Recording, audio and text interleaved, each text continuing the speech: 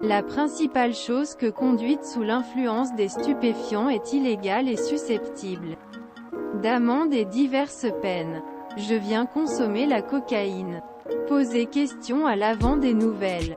Si l'Observatoire français des drogues et des tendances addictives révèle ce jeudi 9 mars que consommation drogue a tendance à baisser chez les jeunes, l'utilisation drogue sur la route reste à un niveau inquiétant.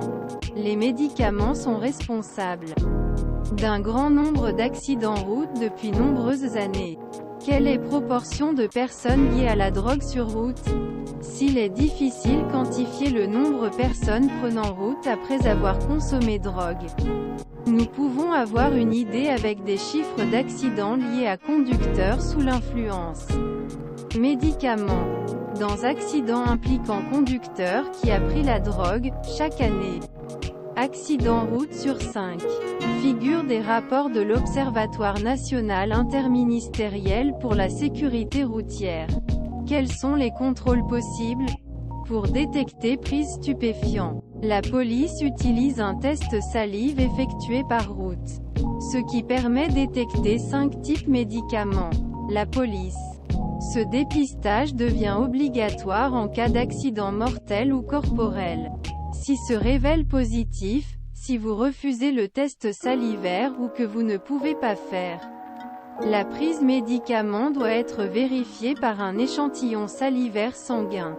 En cas d'échantillon salivaire, un sanguin doit également être proposé, afin de permettre au conducteur de demander une contre-expertise si nécessaire.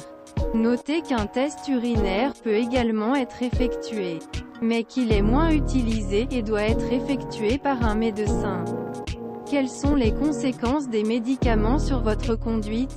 La consommation de drogue est illégale, incompatible avec la conduite et représente un réel danger pour soi, ses passagers et autres usagers de la route. Les médicaments qui consomment augmentent le temps de réaction et augmentent le risque d'accident grave ou même mortel. Le médicament plus consommé en France, le cannabis, entraîne une somnolence, ralentit la coordination des mouvements, prolonge temps de réaction et diminue les facultés visuelles et auditives, ce qui peut aller jusqu'à la perte de contrôle du véhicule.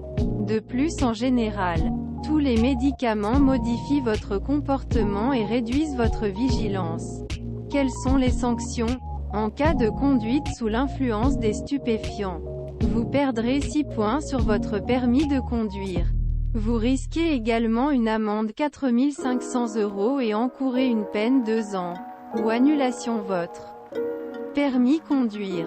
L'amende et la peine de prison peuvent augmenter dans certaines conditions. Si être responsable d'un accident corporel, vous risquez 7 ans prison et une amende 100 000 €. Si être responsable d'un accident mortel, c'est une amende 150 000 € et 10 ans prison. Afin de renforcer la lutte contre la conduite, le ministre de l'Intérieur Gérald Darmanin a proposé, le dimanche 19 février, pour retirer les 12 points du permis conduire à toute personne qui mène quand il a consommé des drogues. Le retrait du permis serait alors immédiat, contrairement à aujourd'hui, où il se déroule uniquement en cas de récidive.